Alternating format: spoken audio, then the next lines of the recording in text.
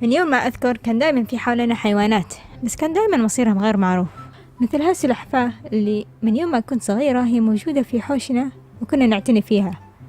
أذكر أن جدتي هذيك اللحظة قالت أن عمرها 50 سنة، وكانت مرة كبيرة لحد أنها تكفي أننا نطلع عليها محسبينها حصان.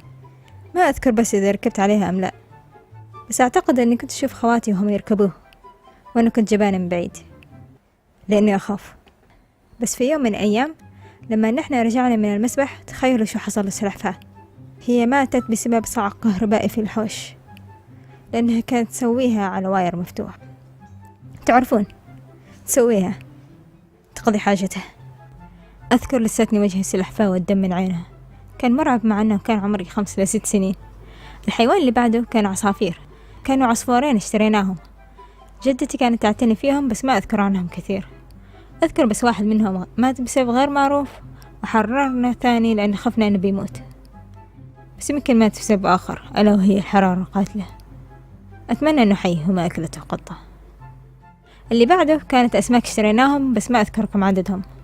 كنا نعتني فيهم كثير ونحبهم ونراقبهم طول الوقت، لكن من الحب ما قتل. ليه؟ لأننا كنا نغير الماء كثير.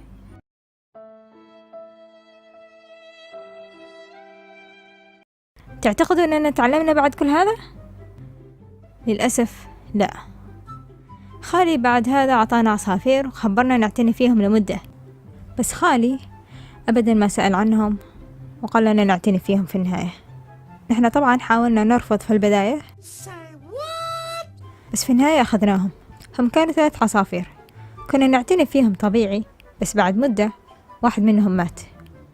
استغربنا ليه مات مع أنه ما في شيء غلط. فبعد ما دورنا في الموضوع طلع لأنه كان وحيد، والعصفورين الباقين كانوا طول الوقت مع بعض. للأسف نحن ما استوعبنا هذا إلا المتأخر، وخفنا أنه الاثنين الباقين بيموتون بعد، فحررناهم. وفي اليوم الثاني تخيلوا شو حصل. أختي خرجت برا، شافت أمامها ريشة واحد من العصفورين وقطة فمها دم. ما أقدر أتخيل كيف كان. مسكينة العصفورة.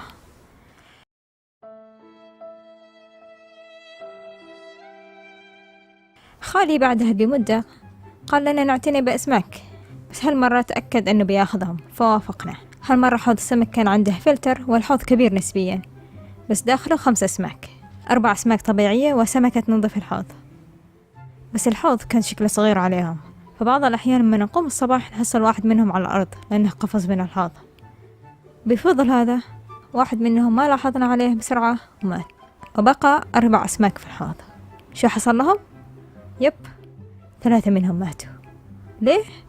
نحن خرجنا رحلة لمدة يوم كامل، فأختي اعتقدت أنهم بيحتاجون أكل، فأعطتهم أكل يكفي لمدة يوم.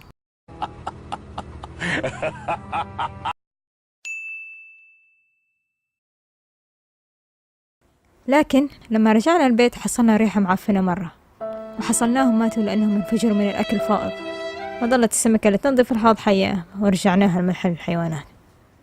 يب أفهمكم، نحن عائلة قاتلة. لكن اعتقدتم أننا تعلمنا بعد كل هذا؟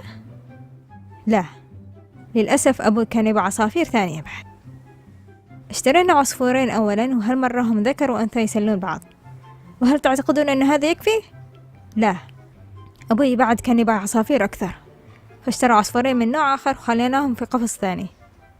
أول عصفورين تركنا قفصهم أمام دخلة البيت، فكنا نعتني فيهم كتير، وتركنا القفص الثاني في غرفة غير مستعملة لأنه ما في مساحة. يب، تقدر تتخيلوا شو حصل.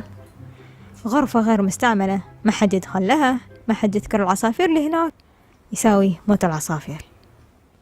العصافير الصغيرة ماتت علينا من الجوع، اكتشفناهم حتى بعد مدة، لكن على الأقل العصافير الثانية حية إلى الآن.